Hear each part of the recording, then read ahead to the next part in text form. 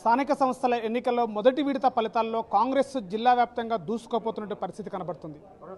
ప్రస్తుతం నాగర్ కర్నూలు జిల్లా కూచుకుల్ల రాజేశ్వర రెడ్డి గారు ఉన్నారు. ప్రస్తుతం వారితో మాట్లాడి మరిన్ని విషయాలు తెలుసుకునే ప్రయత్నం చేద్దాం.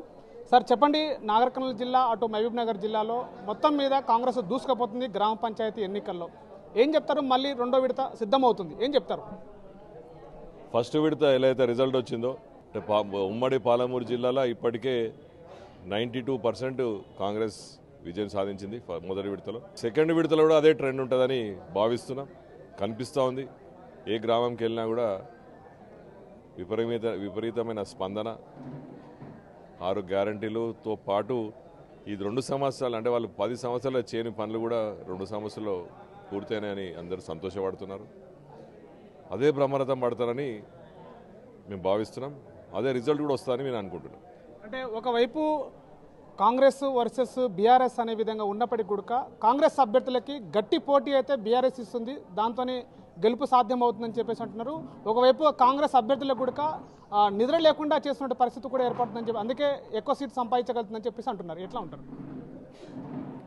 బీఆర్ఎస్ నిద్ర పట్టిసలే కాదు, ఇది సింబల్ లేని గుర్తు కాబట్టి మా అభ్యర్థులే అక్కడక్కడ ఇద్దరిద్దరై ఇబ్బందులు అవుతున్నాయి తప్పితే బీఆర్ఎస్ పోటీలో లేదు. ఇప్పుడు మీరు అడుగుతున్నారు కాబట్టి చెప్తున్నా, బీఆర్ఎస్ పోటీలో లేదు.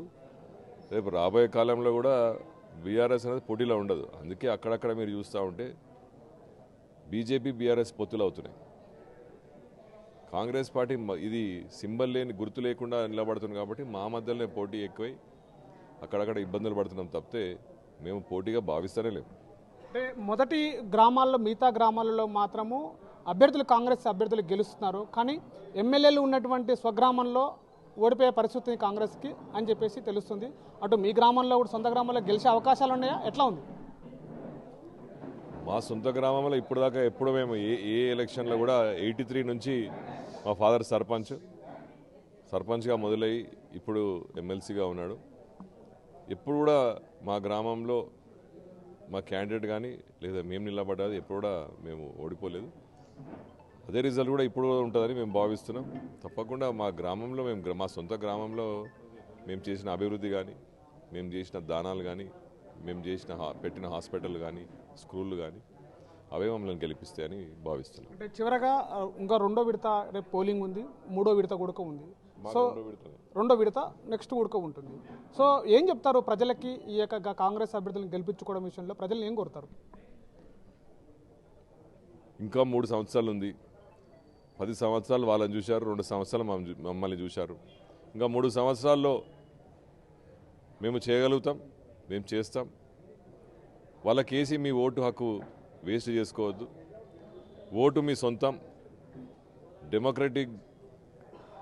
మనది డెమోక్రటిక్ కంట్రీ. మన ఓటు మన హక్కు. ఆ హక్కును మీరు వేస్ట్ చేసుకోవద్దని నేను గ్రామాల్లో చెప్పడం జరుగుతుంది. ఇప్పటికే మీరు అభివృద్ధి జరగాలి మీ గ్రామంలో అంటే సర్పంచ్ను గెలిపించుకోండి. కాంగ్రెస్ పార్టీ బలపరిచిన అభ్యర్థులను గెలిపించుకుంటే అభివృద్ధి జరుగుతుంది. లేకపోతే మళ్ళీ మీరు 3 సంవత్సరాలు ఎన్నికెళ్ళిపోతారు. మళ్ళీ పాత 10 సంవత్సరాలు చూసినట్టే మీ గ్రామాల్లో అన్ని అభివృద్ధికి అడ్డంకాలు వస్తాయని మనవి చేస్తూ రేపు మీరు 2 సంవత్సరాలు మమ్మల్ని చూసి 3 సంవత్సరాలు మీరు మళ్ళీ మీ గ్రామాలను కాపాడుకోండి, అభివృద్ధి బాటలు నడిపించండి అని కోరుకుంటున్నాను.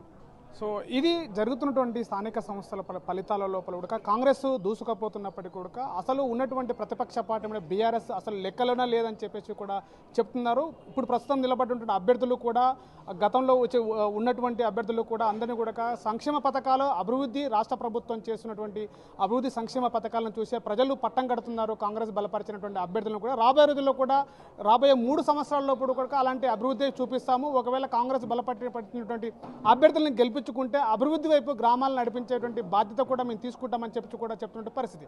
కెమెరా పర్సన్ నర్సింగ్తో శివాజీ, RTV, నాగర్ కర్నూలు జిల్లా. Local to global news at your finger tips. మీ చేతిలో ఒక ఆయుధం. Download raw TV app. Media legend Ravi Prakash is back.